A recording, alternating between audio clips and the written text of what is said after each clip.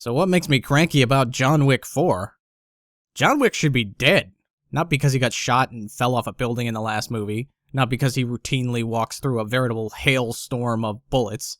Not even because he keeps getting hit by cars. No, he should be dead. Because there's a goon about 20 minutes into this thing that has him dead to rights and just doesn't shoot him. The guy's gun doesn't jam. He doesn't stop for some quip. He isn't waiting for a bigger boss's approval. He just steps up with his gun drawn and then waits patiently to be disarmed and killed.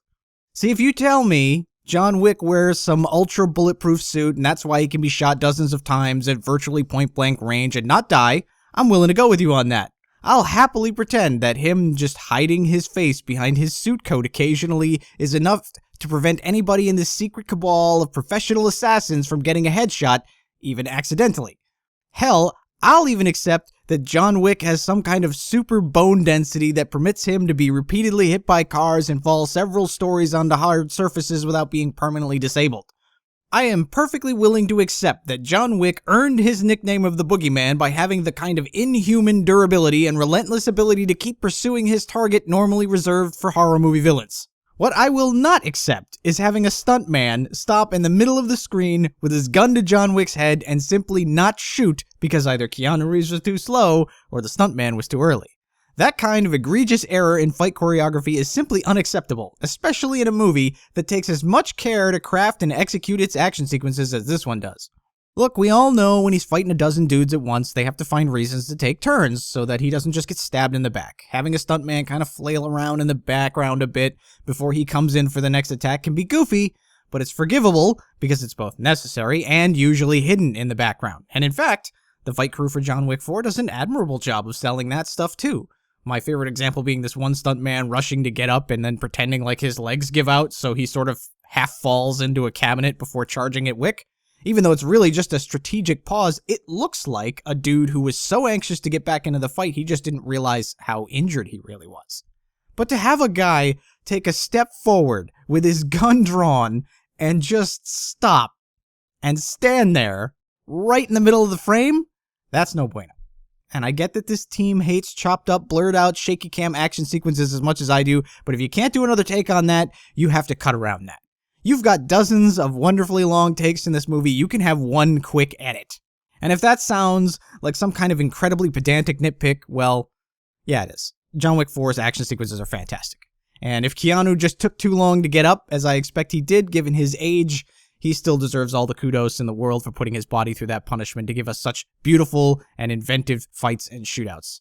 And so does stuntman turned director Chad Stahelski and his team for their ability to make it all look clear and convincing. The only real criticism you can level at them is that they sometimes start to overstay their welcome. A few of the sequences continue just a hair too long. Even if everything in them is fun to watch, it just seems like they either should have run out of bodies or John Wick should have collapsed from sheer exhaustion at some point. Or at least somebody should have gotten a lucky shot in. Given how long some of these things go on, I wouldn't be surprised if John Wick has the highest body count in cinema next to Thanos at this point.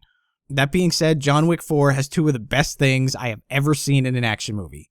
One is having the big McLarge-huge guy actually be agile and capable of finesse. Normally when you see this kind of character, they're just a human tank that swings haymakers, but this dude can actually fight. He's snapping high kicks into John Wick's face, and it's a wonderful subversion of all of the hero runs into a dude bigger than him tropes.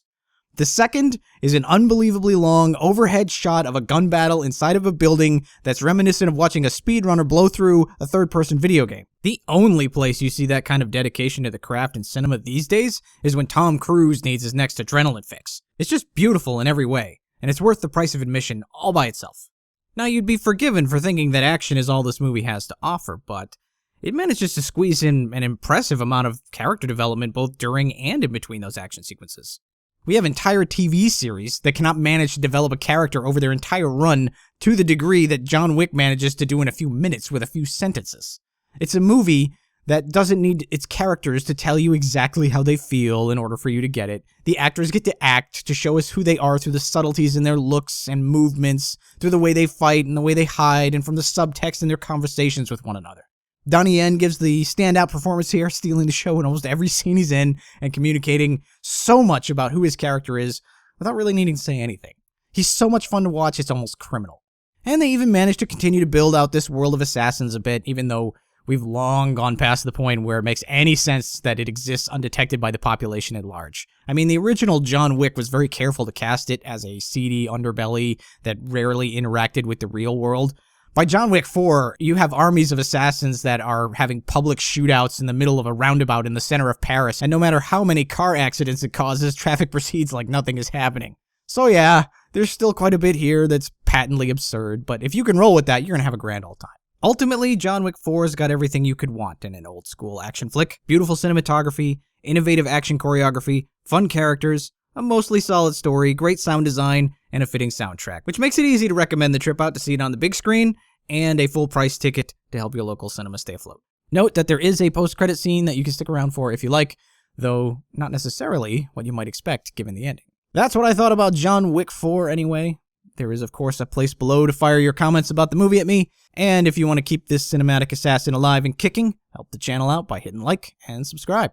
Thanks for watching, and we'll see you next time I have something to complain about.